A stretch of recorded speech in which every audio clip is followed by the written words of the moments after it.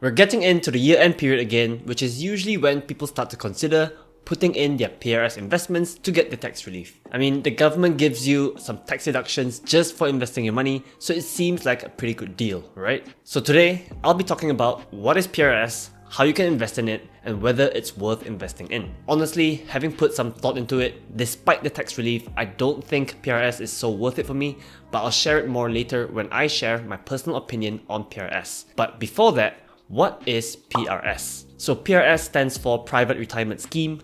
Think of it like EPF, except it's completely voluntary. This is meant to be an additional savings for retirement for Malaysians, so anything that you put in here, you can only withdraw once you hit your old age. So similar to EPF, at 55 you can make a full withdrawal, but you can also make early withdrawals if it's for healthcare or housing. Unlike EPF though, you can withdraw the entire amount from account B in PRS. You can withdraw it for any reason at any time, but you'll be charged a penalty of 8%. So why would you want to invest in something like PRS and have your cash locked in until you're 55? Well, one reason is that if you're someone who is undisciplined or indisciplined, whatever that word is. Basically, if you're someone who doesn't have the discipline financially and you're afraid that if you leave that cash in an investment account or your bank account that you're going to spend it, then yes, PRS can be good for you because it locks in your money till you're 55. You can't withdraw it even if you wanted to. But the more common reason that Malaysians invest in PRS is for the tax relief. I can't remember when they started, it has been a while already, at least since 2020, but the government is offering a tax deduction of up to 3,000 ringgit if you invest in PRS. There's this handy calculator from Fund Supermart that helps you calculate how much you would save in terms of taxes just by investing into PRS. So here I put in, let's say you have a chargeable income of 100,000 ringgit, you would actually save 630 ringgit in taxes. Seems like a good deal, right? You're gonna get a 21% instant return on your investments, which you're not gonna get anywhere else. So what can you invest in? There are only 9 fund providers out there that offers PRS funds. This includes some of the big names like Public Mutual, Kenanga, and Principal, but there's also many more. Each of these fund houses though, they have a bunch of different funds that you can choose from based on your risk tolerance and your goals. So technically, there are 3 different types of PRS funds for you to choose from. That is growth, moderate, and conservative. So usually younger people would go for the growth fund, whereas older people would go for the conservative fund. This is because if you're younger, like myself, then we're looking at capital growth. We want to take on more risks so we can get higher returns, and since our retirement is 10, 20, 30 years away, we can withstand any bear market. Whereas if you're on the older side, let's say you're close to retirement, you want to focus on capital preservation, you're not really looking at growth anymore, so you might want to choose the conservative fund.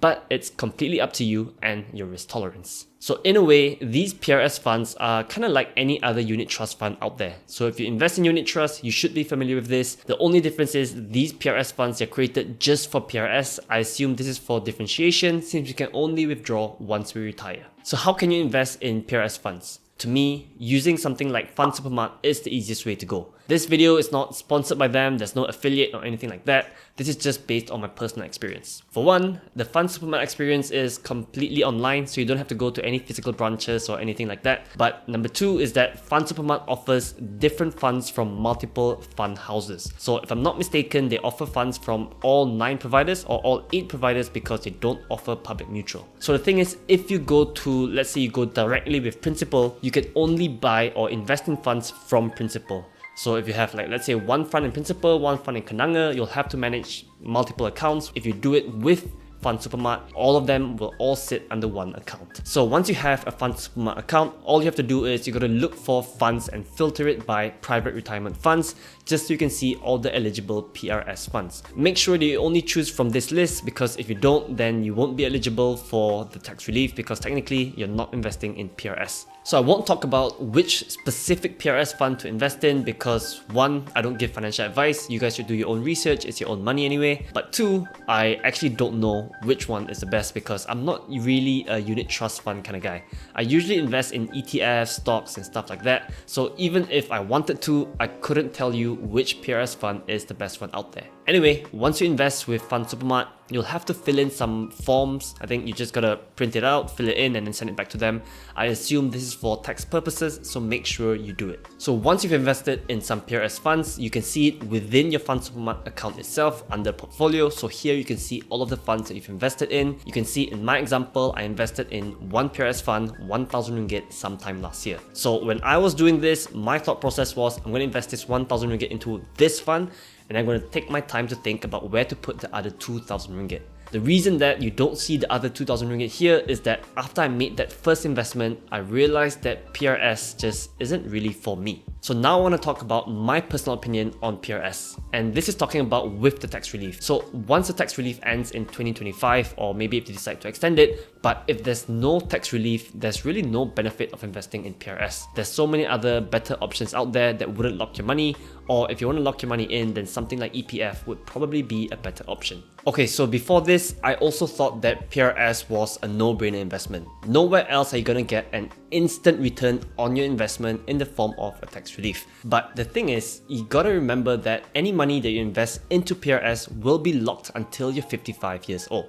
And let's not talk about investment returns, because whether you invest into PRS, unit trusts, ETFs, stocks, all of them are going to give you investment returns.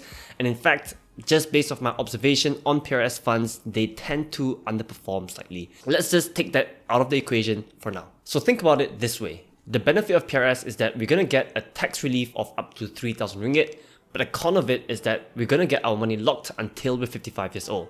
Using me as an example, this year I'm 27 years old, and let's say I earn 100,000 ringgit, so that's my chargeable income. Essentially what I'm doing is I'm locking in my money for 28 years. I'm not even halfway to 55 yet, just for an extra 630 ringgit in tax relief. So is it worth it? To me, no.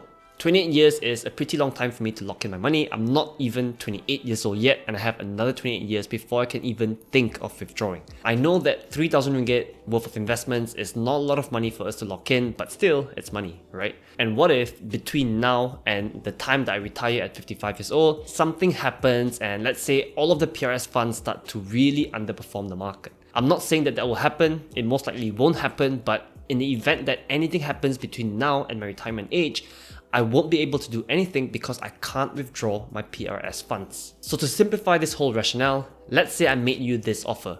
Give me 3,000 ringgit right now, I will give you 630 ringgit when you file your taxes next year, but this 3,000 ringgit, I'll only give it to you when you're 55 years old. If you're willing to take that offer, then go ahead, invest in PRS, it is for you. But if you're not willing to take that offer, then PRS is probably not for you as well. So personally, I will only do it if, let's say, I'm in my 40s. So let's say I'm 45 years old, then fine. Locking in my money for 10 years, not such a big deal. Also, by the time I'm 40, hopefully at least, I'll be getting a higher salary, so my tax deductions will also be higher than what it is now. So yeah, if I'm in my 40s, then yeah, it's worth it. But right now, since I'm only in my 20s, I just don't think it makes sense for me. But to conclude, I actually think that PRS and the tax relief being provided by the government, they're both actually pretty good initiatives. You know, they're encouraging Malaysians to save for retirement, which is never a bad thing. And then there's also the added instant gratification of getting some tax deductions just for investing your money.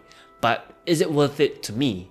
I would say no. And that's just because of my age. Let me know, do you think PRS investing is worth the tax relief? Thanks for watching this video to the end, guys. Give us a huge thumbs up and subscribe to the channel if you haven't already. See you guys in the next one. Peace out.